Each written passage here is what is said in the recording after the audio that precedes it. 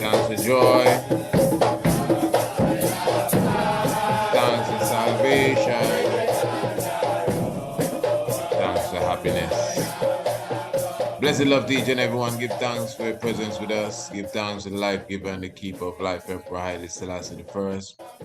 You know, give thanks to the moment. As you know, this is the time, this is the atmosphere, this is the tiger's nest. The Honorable Priest Isaac here with you, giving thanks for your presence with us and giving thanks for a wonderful evening, a wonderful Monday evening. And this is the 13th day of February. And of course, you know, that is within the realms of what is known as Black History Month. And we are still celebrating even in the fullness thereof. We are talking about, you know, our brand new year going on to the 14th day of February. Hey, give thanks, family. Of course, you know, you are in tune to Radio Anu. And of course, Radio Anu is the international flavor, the universal spice. I'm talking about right here on the Priest Isaac Institute of Holistic Knowledge website, which is priestisaacinstitute.com.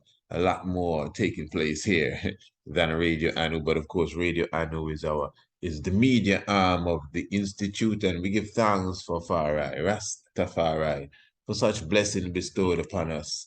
Give thanks to the Almighty Eye for giving us the strength to just come through and propagate the word of truth, you know, to the fullness of the congregation and the fullness of the universe. This is why Radio Anu is the international flavor, and at the same time, it is the universal spice. Selassie Jah Rastafari. Hey, heart of love to each and everyone. And as I said, even as we are basically in the middle of February, as Elder Bagalaga would say, February, the ancient ancestor, because of course being the shortest month of the year. And of course, that is the time they give to the Black History Month. And I don't know how many of you keep up the Black History Month. Some of us were very antagonistic against Black History Month. I've never found myself in that bracket. Interestingly, you know, I don't really celebrate Black History Month as such, just for the same reason some of us are very defensive against it, because every day is Black History Day. Every month is Black History Month. I ain't gonna take 1 month, whether it's the shortest month or the longest month, you know, to go put on my dashiki and my, you know, Gaelic cloth and start to yodel and them kind of things. No, I beat drum all the time. You know, we do the African thing all the time, our anciency all the time, our history and our heritage all the time. So there's nothing that really says that me personally, you know, I'm already rooted and grounded, and I do have celebration moments, you know. But the thing now with the African History Month is that I understand where it comes from, and this is how I impart knowledge even to my own family and even to those who listen to I. Sometimes we have to be humble even in our knowledge and be able to ma'at information.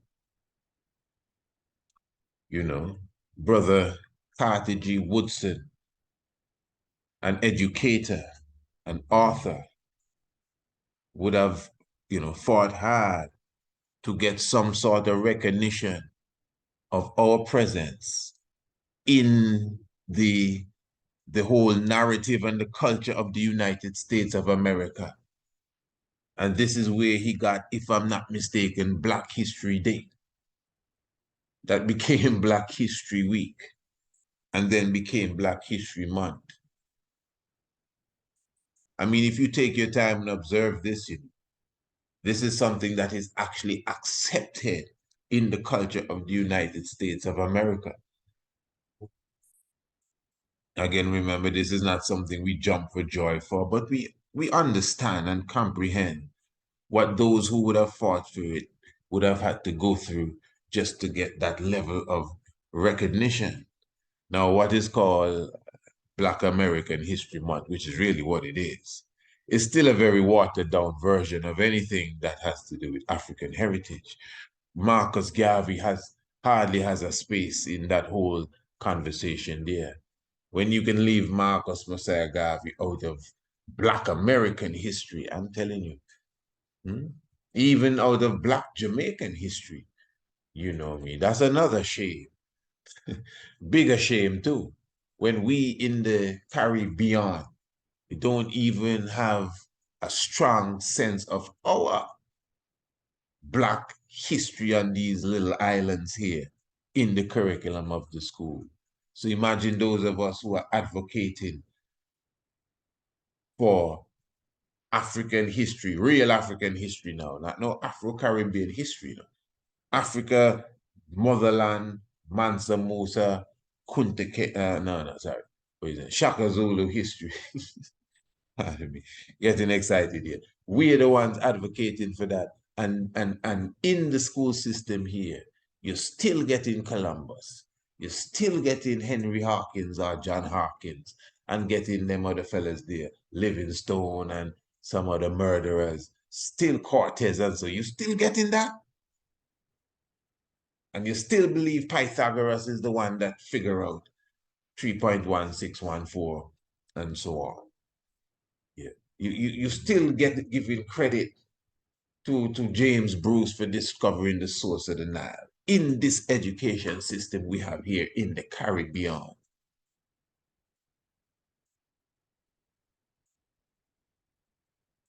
And in this system here, you're not aware of whatever progress your grandfather would have made, your grandmother would have made in this little island, 108 square miles, 100,000 people, and you could see the same thing replicated all over the whole Caribbean. It's just Earth in general. Our system is well set up to not only keep the Africans from their true heritage, but to infiltrate now the space, the void that has been left with the enslavers' heritage. That's all that's going on. I'm telling you. So even when you speak of Black history now, you still leave out the blackest part of the history. I mean, if you leave out Marcus Garvey, if you leave out Haile Selassie out of this history, it's not the blackest part of the history, the most revolutionary part of the history. You're gonna tell me about Black Panther and then you're gonna whisper it. You're not gonna tell me the real truth and give me a good understanding. You leave a vague thing in my mind. Malcolm X, Martin Luther King, pure whispers. Yeah, but you never tell me that he decided that, listen, this integration stuff isn't gonna go down too well. Why did you leave that point out? Well, we're not too sure. I mean, I think he was just considering it, but I mean, we would never know because he died the next day. I know.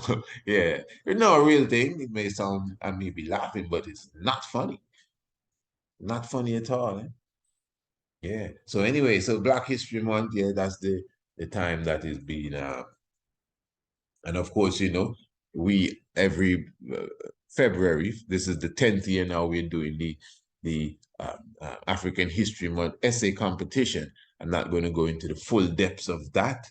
I'm sure those who follow would have noticed it is not something we have brought to the international community as such in advocating for any form of support. And I know there are many of you who are even ready and willing to do such, but we are purposely homing it on the national front for specific reasons. And those who follow us closely, you would know why, and you would understand what's taking place on the ground here. And you know, to me, as I believe I'm a conscience, or yes, I could say, of this little nation here.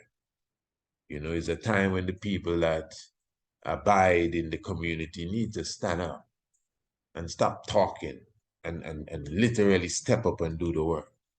So we're dealing with some local work families, so don't feel no way we're on different levels. But anyway, Yeah, the international flavor and the universal spice. So what we're going to speak about this evening, we're going to be speaking about two things I kind of want to touch upon, really.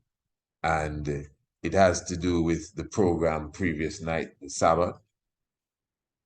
And again, pardon us for the little glitches that were coming through, even today itself, back on the local scene. Even today, I could tell you, I had to, contact the same internet provider concerning the service that was given, not only on that occasion, but the previous night. And that's really what it is, family. So please forgive me. I'm not going to try to throw the blame anywhere yet. As I said, we had to contact them and let them know that the service that I know we're paying for, that you promote and advertise, it's going in and out, and it really is making our presentation quite shabby for what we had in mind. So forgive us for that again. But anyway, on the welcome to the House of Priests. That was the reasoning previous night, myself and the Honorable Priest Richie, the Honorable Kess Westmore. We were talking about the Sabbath day. And we went into different aspects of the importance of the Sabbath day. And we spoke of, the whole heights of it being dedicated from the site of our Constitution as the Friday.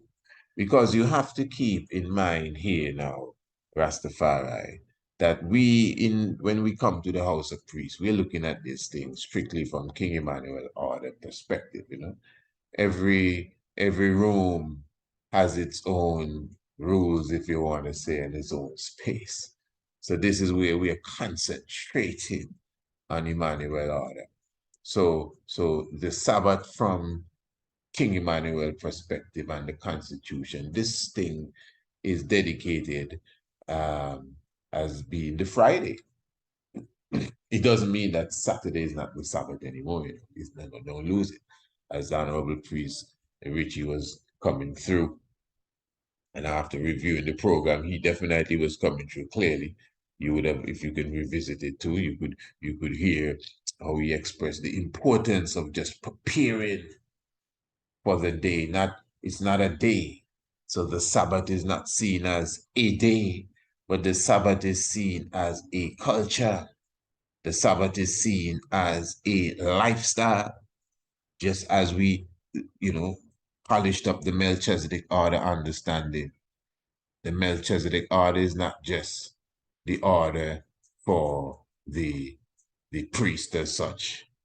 The Melchizedek order is not just the order for, let's say, Bobo Shanti people. The Melchizedek order is the order of truth. The Melchizedek order is the order of life. The Melchizedek order is the order of all existence, the international flavor, the universal spices, the universe. But of course, we obviously know that, yeah, there are many different species, animals, and all sorts of different things. But it's obvious that the human being, what is called the intelligent animal, some people don't like hear when I say that, but you're a mammal, aren't you? All right, come on, let's not overdo. We understand that. That's what I'm trying to show you. Of all the biological things around, it's obvious that the human being is in a different realm. Sometimes you have to wonder, not that it's smarter than some of the other animals, but it's obviously in a different realms, the human being and how it has taken over the planet. All right, very good. So that is why in interaction with the universe and in the interaction with the Almighty and the Most High come and present himself and herself as human beings. So that's why Melchizedek now is a human being who come with the order of the Almighty God and to share the order with who? Human beings. Because the bird and the parrot, unless you have it in a cage, and the shark and the whale, unless you have it in a pool, they are living the order of the Almighty, the universe. They are all already in Melchizedek order. for Melchizedek order is not just a Bible verse and a Bible scripture, you know. It's it's the chemistry and the biology and the physics of creation. Yeah, the Fibonacci series of numbers, all of that is Melchizedek order. But the man himself, the name Melchizedek, who set the order of the priesthood, which is taught and ushered to the congregation of truth of how a man's supposed to live, how a man's supposed to walk, how a man's supposed to talk, how a man's supposed to rest and colors and what he wear and all. That's the Melchizedek priesthood order being taught to the congregation or to people in general. You know, you ain't got to teach the buffalo that. You don't have to teach the Arctic here that. You don't have to teach the capuchin monkey that. You don't have to teach none of them things what it's supposed to do. You don't have to tell the lion, come read it. Let's check this chapter in this verse. The tiger, not, he won't even listen to you. What you gonna show the elephant? What can you teach the elephant? Eh? Not even Melchizedek will trouble these animals. They just respect Melchizedek when he passed through. You know? That's why in anciency you see all those of Melchizedek order. You look to all the saints of the Ethiopian Orthodox Church who not riding lion, you know, who not flying on tiger, and I get into some of that soon. Yeah, the mystic. So all creation, every tree, even the breeze that blew, the hurricane that you vex with, and the earthquake that you curse. Everything is in order. They're just doing what they have to do. Who tell you to go build a big glass building, 20-something stories up in the air on a fault line? So the fault line must say, oh my, let me not move because I don't want to kill nobody in your office. Who tell you to put it there? And then you vex with the earthquake. So the earthquake is living Melchizedek order. The earthquake doing what earthquakes do. Just making sure the earth all right so you can live on it if you were in order with Melchizedek and the order of creation. So that's why Melchizedek himself come and say, hey, let me show y'all how the thing. No, you can't wear that. No. You need to stop eating that. This is what you have to eat. And you eat it at this time. What, so deep you are? Hey, listen, it's the universe you want to connect with, right? Okay. No, you don't lie down like that. Turn your head in this direction. You joke your neck. Listen, you understand the grid of the earth? You understand ley lines? No, okay, so just humble. Melchizedek order. You understand? And you don't turn that way and turn this way. No, this is the time you're waking up. You can't do that. Yeah, and you, yeah, the fullness. So it is an order. And that is why, as you would have heard, myself and the Honorable Kes Westmore, we kind of went and we, if you want to say, showed you the Melchizedek order on the altar, the Melchizedek order in the church, and yet still the Melchizedek order to the all, to the congregation, to the world. And it's a governmental order, it's a parliamental order, it's a churchical order, it's a how you eat order. Man, the thing is deep order, man. Man and woman order, little children order, fasting and praying order, colors order, and order of colors order. You can say what you want out of order. It's up to you. But we live by order.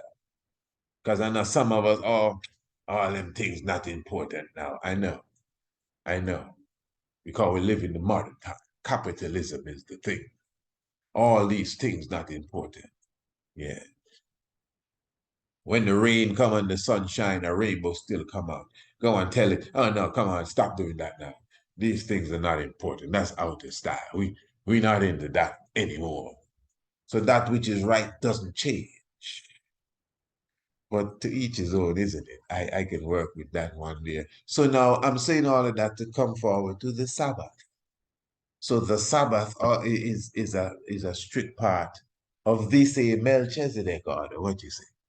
And the Sabbath now, interestingly, is not just a day. I mean, we hear about Sabbath and we think about the day. We hear about Sabbath, man say, yeah, let me check it quick before 6 o'clock. I know at 6 o'clock there I lock in. You know, so really, you know, look from outside looking in. And most of us have been there. Whether you keep Emmanuel Sabbath now or you don't keep no Sabbath, or you're just listening and you like the vibes and whatever, or whatever the case is, you know the feeling of looking at Sabbath keepers. Let's say you were an Adventist then, or are an Adventist. You know how it goes. It's the same thing, yeah. We have to get home from work and make sure 6 o'clock everything, and and it's not even though it's just home you are, just go home and stay home thing. You can still watch a little news and you just stay home thing and do a little thing and wake up and make a little breakfast and go to church and come home, cook lunch and yeah, but that's not Emmanuel Sabbath. Emmanuel Sabbath is a different thing altogether. And when I say tall, I'm sure many of you that follow regular know what that means. Tall is I would have to say, an Antiguan way of saying not at all, because you do not find it in any other dialect anywhere else. Maybe it's somewhere, but I don't know of it. So it's a very um, mm, well, how should I say, very animated way of saying not at all. Tall. Not at all, tall. Yes, good, good. Uh, yeah, so the Sabbath really just showing so it's more than just a day. And even the day is not constructed as that, no fire lighting. And these are the simple aspects of the Sabbath. No fire lighting and matches put away, these different things, all the tools put aside. Then of course you know that the food would have been prepared before the Sabbath. So that's why you would hear some use the term that we don't eat cooked food on the Sabbath, meaning that for sure you're not going to cook the food on the Sabbath. And it gives you that energy of the Sabbath, having that sort of raw food, even sort of atmosphere. Just imagine being feasting on just fruits and certain raw combinations just for that one day, and really refreshing the goodie. Now we usually bake bread, and ones would bake different things, cake and yati, and that's really traditional. Don't mean that you have to do that, eh? You could more get some papaya and put down some ripe bananas and set your pineapple and of course get your jelly coconut as well, however you preserve it. So you don't have to get the cutlass and bust it down on the day. And your cashew nuts and your almond nuts and your lettuce and your avocado put together, maybe to put up a little salad.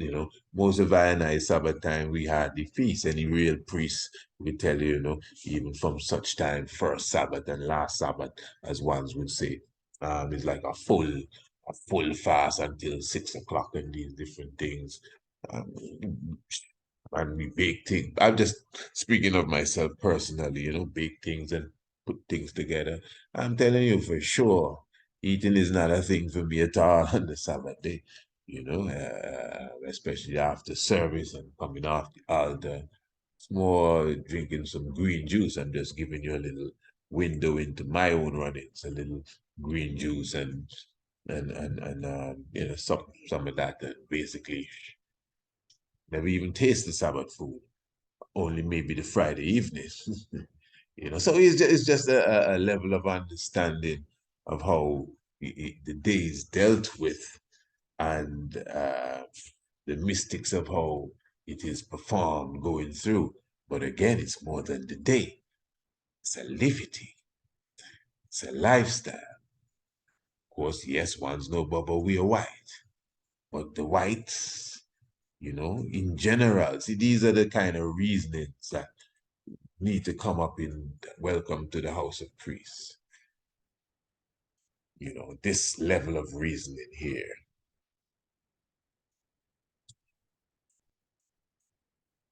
Pardon me again for how the technology was giving us trouble last night. But so you go. We're supposed to always have whites. From my understanding, your white's supposed to always be ready. So you can't just have one set of whites or two set of whites. Like it's supposed to always have. I think you're supposed to have a backpack with whites and clothes, certain levels of clothes prepared as well. But one thing I understand that whites, supposed to whites, any moment whites. So of course any traditional, Bobo Shanti living order, Monday and Wednesday will have your whites, but like you're supposed to just always have a set of whites there for any time, and of course white's really symbolic of fasting too. So just in all levels of preparation, you're ready for the Sabbath. That's for sure. And the mentality of even coming into the Sabbath day with creation done is very important too. Meaning that, remember in the scripture, the Lord kept the Sabbath after he created. He's not no lazy man Sabbath business boy because it's Saturday's time to go lay down. The work that was done on the Sunday, the planning, the preparation on the Sunday, the implementation that you did on the Monday, the architectural design that you had to create on the Tuesday, and the building material that you got on the Wednesday, and by Thursday the structure there. Yeah, and by Friday you done open business. Yeah, then you can look at your work and see how much stars you created on Friday, and how you created the moon Thursday, and is you farm the sun on Wednesday, and Tuesday, you however the creation went, and how much trees you planted, and how much houses you built, and how much people you feed, and how much people you spread the good news to, and how much people went home with a paycheck because of you. That's creation, things in making. Yeah, how much people rejoice, and who could step up to the game and say, yeah, I have a better life because of this woman or because of this man, and how much foundation you set. That's creation. That's creation. So now you can enter into the Sabbath and rest and look back at your creation, and feast up and fast up, and then look to go into a next cycle again and create. So even on that level, I must even find ourselves worthy of the Sabbath. So to find yourself worthy of the Sabbath, it is work you have to put in. Who will go and work today? Fields are white and harvest plenty. Who will bear the sheaves away? Yeah. Yeah, man. So give thanks for that comprehension of the Sabbath, and I will look forward to the next reasoning on Sunday. The Honorable Priest Lamont should be joining us on Sunday. Myself and Honorable Kes Westmore, the Honorable Priest Lamont. We may somewhat seal up the Sabbath reasoning, and we will also go into the Lent, coming into the Lenten period. Sabbath reasoning is a deep reasoning. Every day shall be a Sabbath. Just imagine that. Which to me, again, comes straight into the Lent. Every day, the way you fast and everything.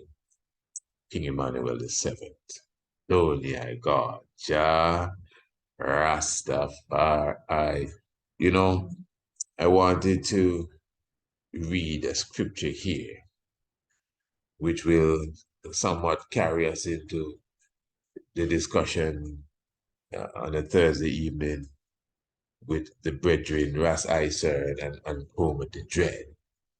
This is Rasta Round Table, and if you remember that previous time, we were talking about the whole aspect of the myth and reality. And there's certain things I was explaining for those who were there, showing that, listen, there's certain aspect. Well, that was a deep discussion within itself. even to give a summary of that discussion, it's just like one would have to go and watch the video. That itself had its own little issues too, which I said, these are the things we are really, looking forward to put to you. So, yeah, so when you understand the vibration, and let me say, while we are here, and even those on radio, I know we also will be premiering this on the YouTube as well. But broadcasted live on radio, but will be premiered on the YouTube, and specifically just highlighting to the family. Remember that you could check Rastafari Experience Antigua on TripAdvisor. So that's Rastafari Experience Antigua on TripAdvisor. Those of you who are interested in definitely visiting us, I'm talking about for the upcoming spring equinox. The time is now. It is March. This is from the 16th to the 22nd of March. We're talking about double hike, the Green Castle Hill, evening hike, and morning hike, the Green Castle Hill. And of course, we have the yoga on the hill. You could even, get more information by just contacting us. And remember, for those who do not have the full understanding of Green Castle Hill, we're really in overdue in a sense as it relates to a program dealing with Green Castle Hill. I know many ones would have seen the different documentaries and lectures we would have done, and many ones would have read the book Anu. But the thing is, we have new people that come into the Tiger's Nest every day. You see, yeah, every day we have new people that come into the Tiger's Nest, and we have to refresh a few things, which I notice I neglect to do. We just keep moving on, moving on, moving on, as if we have, like one set of people here. And even the same one a set of people here does need some refreshing as it relates to some of the subject areas we would have covered. But anyway, whatever the case is, those of you who would like to join us for this upcoming equinox, and even join us anytime. You don't have to wait on the equinox, Just contact us. You don't know, email us, priestIsaacInstitute@gmail.com. And of course, as I said, you could even run through TripAdvisor and get a little better vibration on how you could come and be with us through that medium there. You can plan and you could get the cannabis tour. Oh yeah, the cannabis tour is definitely available. You get the island tour if you desire. You could get the Green Castle Hill experience. You can contact us personally, where we can even, create a whole package for you, depending on how you want to spend the time with us. And it's just a wonderful vibes. You don't know, Rastafari Experience Antigua will be definitely happy to accommodate you. All right. So you know the email, priestIsaacInstitute@gmail.com, or Rastafari Experience Antigua TripAdvisor. All right, family. Now, I just want to read something here. It's a beautiful evening. Give thanks, for the Zen meditation. That's how it is when you have good cannabis to sup on. And of course, when you come through, we'll make sure the best that is around is there for you. All right, good. But I don't smoke. Nobody said anything about smoking. All I said is the best that is around is there for you. I mean, it's a herb, eh? Yeah, I mean, you do many things with herb. You ain't gotta smoke it alone. What are you talking about? I don't smoke neither. Yeah, I clouds. All right, so where am I here? This is the book of Matthew, chapter 16, and we're going to read from, let's say, verse 22. Then Peter took him and began to rebuke him, saying, Be it far from thee, Lord, this shall not be unto thee. But he turned and said unto Peter, Get thee behind me, Satan. thou art an offense unto me, for thou savorest not the things that be of God, but those that be of men. Then said Jesus unto his disciples, if any man will come after him, come after me, let him deny himself and take up his cross and follow me. For whosoever will save his life shall lose it, and whosoever will lose his life for my sake shall find it. For what is a man profited if he shall gain the whole world and lose his own soul? For what shall a man give in exchange for his soul?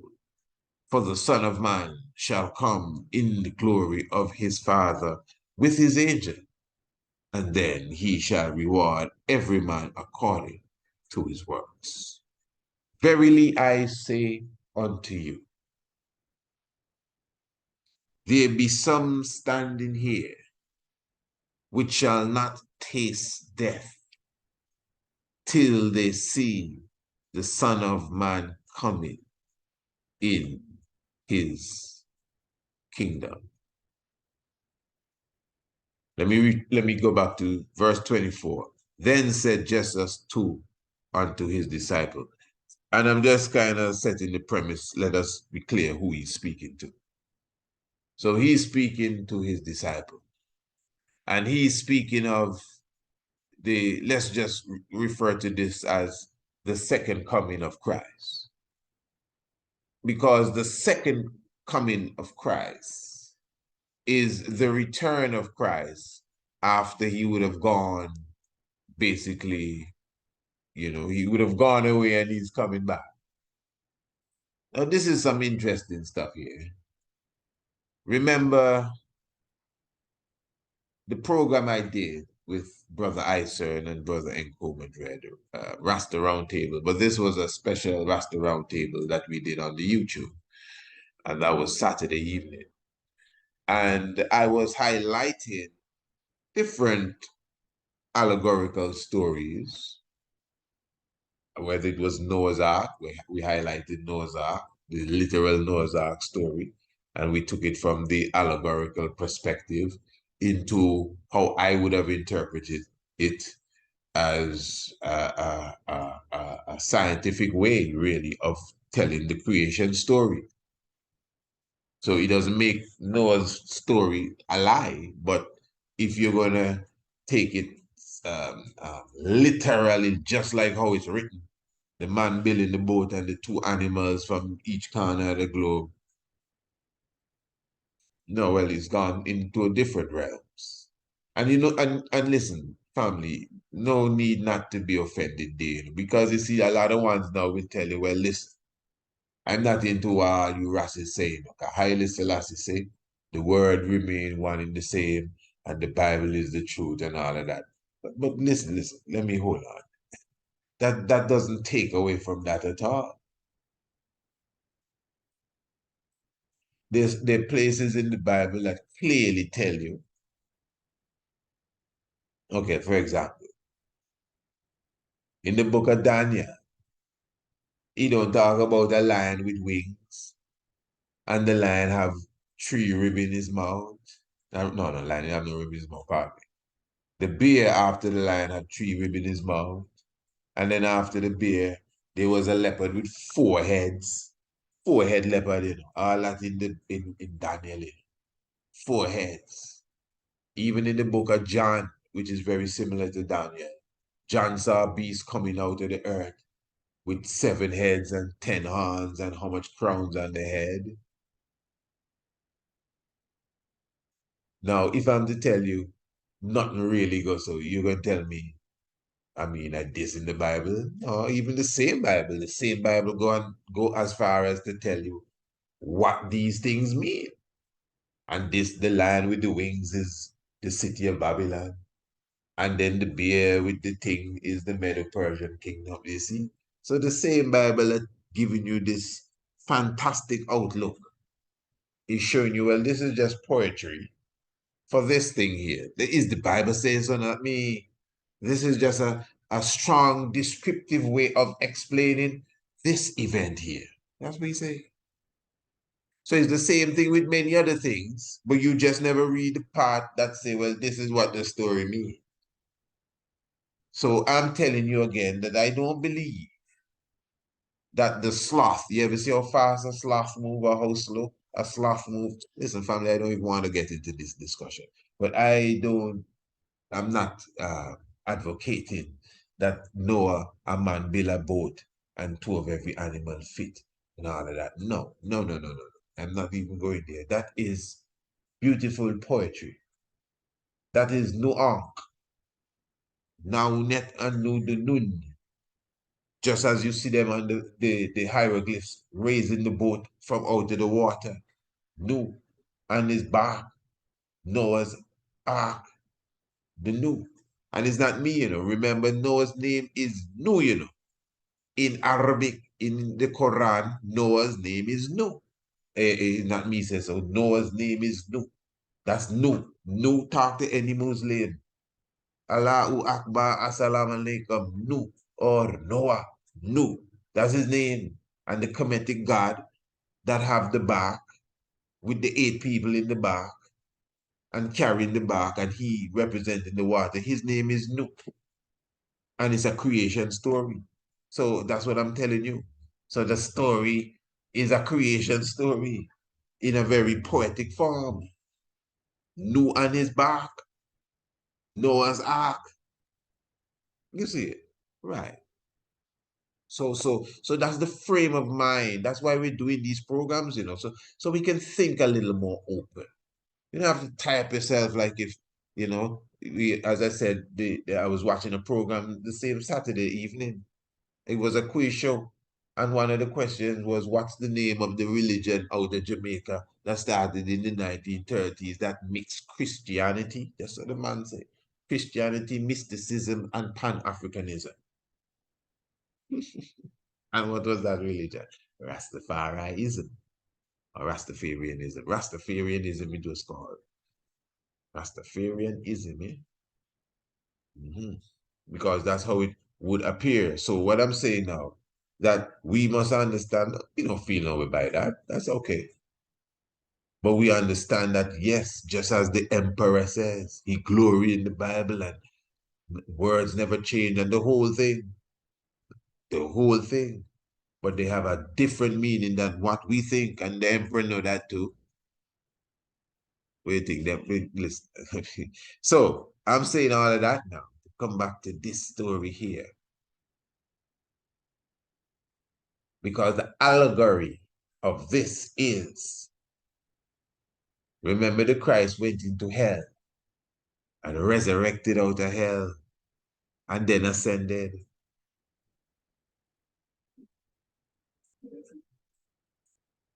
Yeah, man. Do you know officially the time that they say that Mussolini there were uh, officially taking over Addis Ababa? Because Addis Ababa really, you know, okay, that is the capital, but the vast majority of Ethiopia, they did not have no kind of stronghold in it. Albeit was 3.5 years. Now, and that is equivalent to 42 months. Now, reading Daniel and reading Revelation, it talk about the beast holding the holy city for 3.5 years. Same 42 months. Now, tell me how, I mean, the devil, the beast, you know, having the holy city for 3.5 years, 42 months, and that's the exact time frame. 42 months, 3.5 years. That Mussolini them, according to the record and paper. You know, because remember, you know, it's not as if the emperor left Ethiopia on the 5th of May and came back to Ethiopia on the 5th of May, you know. And keep in mind that, no, remember the emperor came back and went on the front line again, a petty man. So he's back to fighting the Emperor came. He didn't come back just to sit on the throne as how some of these documentaries want to make the thing look. Back to the front line, back to the battlefield for next year worth of fighting. Yes, man. So all of these biblical prophecies there, which are seen in allegorical form, came to historical reality with Haile Selassie. That's really was my premise even that evening in the discussion. So what I'm saying here now is this. Christ is talking, I'm going to seal up here. Christ is talking to his disciples. How many disciples he have? 12. And he telling them that some of them standing here will not taste death till they see the Son of God or the Son of Man coming in his kingdom. Now, how we are supposed to take this story here, and this is a bit of psychology, and Eisern was also right when he said that psychology, that myth is like psychology. And I love the discussion we had that evening. That whole thing about it's not lie, but it's not facts. I believe it's not lie and it's not facts, but it's the truth. That's how I interpret it, just from that reasoning there. You know, so yes, this is psychologically now. This is psychology. We're looking at this psychologically. Yes, here it is. He's speaking to the 12. Okay. We're taught that this is happening about 2,000 years ago. In fact, we're taught that all of these 12 found their way out of this life in very brutal fashion. Number one, all of them dead, and the records show how they died too. Some of them get hung upside down, crucified upside down, beaten to death, stoned. Yeah, all the disciples died. And even if, I mean, you didn't exactly have the record, just the time space now of 2,000 years, you'd have to really find a corner in a religious mind frame to believe that, well, this one that they don't have the record of, I'm sure he's still alive. You'd have to find a religious chord to hold on. That's what people do. They find something to hold on to this if they can't explain it. You don't have to. You do not have to. You just have to hold on to the truth. So some people will tell you, well, Jesus never exists. I think Isaiah literally said that in the last reasoning too. So if, quote unquote, Mr. Jesus never exists, so what is this all about? What is it? Just a story? Okay, so if it's a story or an allegorical story, because the story of the Christ of the Bible, we all know that there are many other stories that mirror it. You know that, right? Right. Some older than it. You know that, right? Okay, good. Fair enough. Just asking.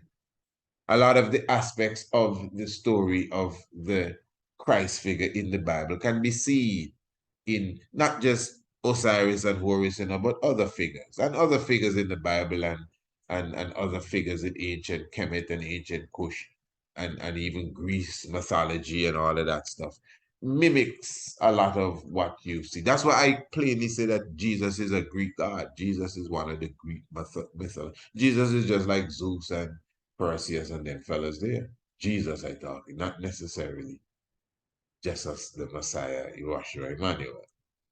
Yeah, big difference, but that's another time for another space of which we would have done already. But hear what I'm saying now, family. And even this is to show you the difference. Like Elijah Muhammad would say that as he would put it, the Jesus in the Bible, I think he says 25% of that is historical, like 2,000 years ago, and 75% of that is of a Jesus to come, which he kind of equate to himself and between himself and Fahad Muhammad in them times here. You know, so now I can understand that, not the full doctrine, but I can understand the that science of what you're reading is not a historical story, but one of the allegorical expressions of many things. Now, hear what he said, some of the story is about a man 2,000 years ago. So he telling you, yeah, a man did 2,000 years ago. But some of the story is about the next man to come. Now, if he's telling his 12 disciples that some of them will not taste death, this is what Christ said, some of you not going to taste death till I come again. But historically, all of them done dead. All of them died.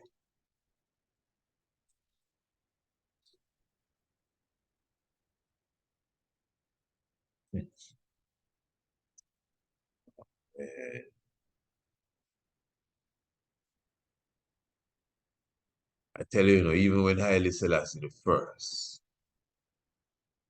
went into so-called exile, there were very few people, especially in Ethiopia, that thought they would see the king again. Even when you watch that video, Ethiopia stretched forth her hands and he talked about Abagai. Those of you who know that video, he was one of the chief generals holding off the Italians. You hear what he tell the king? Your Majesty, I never expect to see your face again. You see, when we think of the thing religiously, and I'm going to use this term, and Jesus and dead and come back to life, yeah, because we caught up in the Christian thing. We have story about our gods dying and coming back to life too. What do you think happened to Osiris? Is die, and chop up and come back to life. So, and we know nothing goes so, not in that mythological way. It's a fact, but it's not. It's the truth, but it's not the fact. Nobody get cut up. And it's not a lie, because it has been manifested in Haile Selassie. Full story. Check the Master of Ceremonies. So it's the same thing here with this story that we're reading here now. The man be 5 bleeding wounds, the story says. 5 bleeding wounds. That's the 5th day, the 5th month. Exactly 5 years. 5 bleeding wounds. And he went into the underworld and he resurrected again.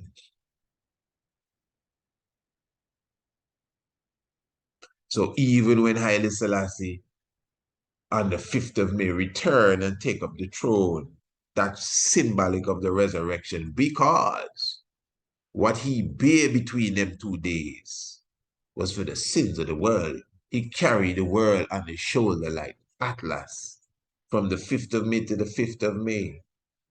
You have to understand, if the King of Kings, the only head of states, did not appear before the same League of Nations in the fashion that he did, this world wouldn't even be the world that you know today. I'm telling you.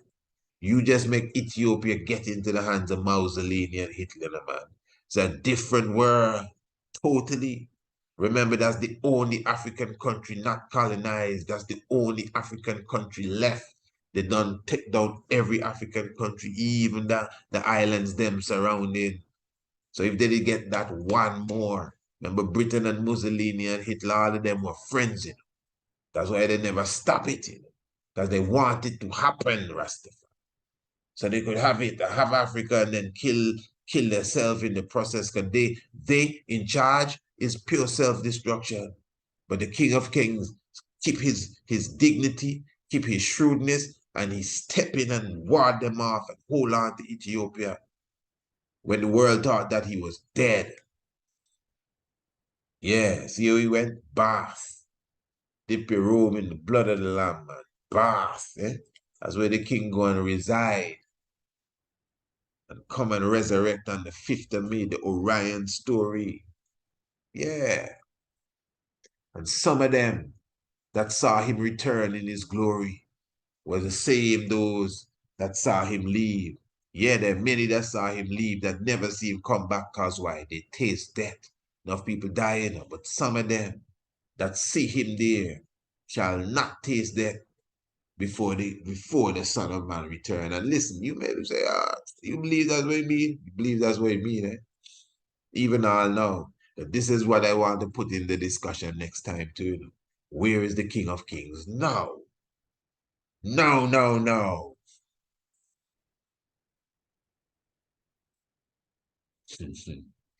Yeah.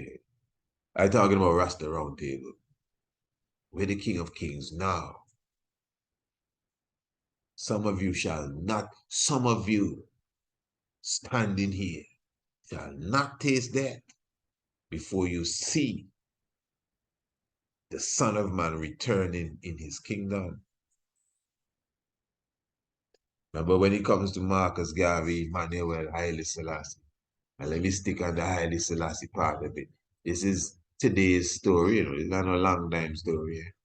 I always tell people that people alive today that older than Haile Selassie. Okay. So what really become of the King of Kings? Where did he go? And those of us who are asked that hold on to this story about him being stifled to death or whatever, what proof you have with that? Why is it that you choose to hold on to that one there? Yeah, those of you that are standing here that will not taste death till you see this, the coming of the Son of Man in his kingdom. There be enough people around that know the King of Kings and I've met Haile Selassie. Yeah, yeah. Oh, Ras, you trying to tell me? Listen, I ain't trying to tell you nothing. I'm trying to tell you that 2,000 years ago, to tell 12 men that some of them not going to die before he return in his second coming. Let's put it that way. And all of them done dead already. The theory need to be revisited. That's what I'm saying. You have a better explanation? You can explain it out? What happened to the 12 disciples? Because all of that well recorded. What happened to them? And none of them, I don't think none of them died in their deathbed with the family around them. And, you know, all of them went down deadly. Who to burn up, get nailed up again. All sorts of things took place to these disciples. One hang himself, you know how that go. All of them went down terrible for the name of the Most High. That's what happened to them. And the man say that some of them not going to taste death. He gonna come back in his glory and they're gonna be alive. As I said, a religious mind would say, because I've heard this too. Well, some of them gonna come back to life. I've heard that, all of that. So you're trying to figure it out because it must be how the church has taught us. Jesus and the 12, and some of them going to be alive when he come back. So they try to figure it out. I've heard preachers bringing that into the narrative that this one going to come back alive and maybe this one not really dead as they thought because they buried him alive and something or the other. It's the allegory. It is the allegory. It's the mythological expression. Nothing wrong with it. It's the allegory, just like many, many, many, many stories in the very same book, which you must see in a historical form, whether it has been seen already. That's why I said before, the same Revelation says that the beast, the dragon, will have the holy city for 3.5 years. It is the same time frame related to that of Italy holding on to Addis Ababa. I know, you see, now, ones will look at that and say, oh, that's too simple to be that great revelation prophecy. Well, the revelation prophecy may be more than that, but that definitely is a level of it being expressed because these things, prophecy and prophecy is not just this part in history. Prophecy has different levels of expression, different layers of expression. Oh, this is why I love the tiger's nest. Eh? This is why I love the tiger's lair. So yes, family, you know, give thanks for the love, give thanks for the blessings, give thanks for the understanding, and give thanks for the strength. As I said, every every Thursday, 8 p.m. Eastern Caribbean time, which is really 7 p.m. Eastern Standard Time at this time. We come together for Rasta around a table, and then at the same time, we bust in on the Sunday at the same 8 for the Welcome to the House of Priests, and we just get it in. With thanks to those who have definitely taken the time to be with us even this evening, right here in the Tiger's Nest, right here on Radio Anu. You don't know. If you know your Bible and you do not know your history, the knowledge of your Bible will become a mystery. And it takes some realize to realize the real lies that are amongst us. Love your family. King Emmanuel I. Selassie I. Jah. Rastafari.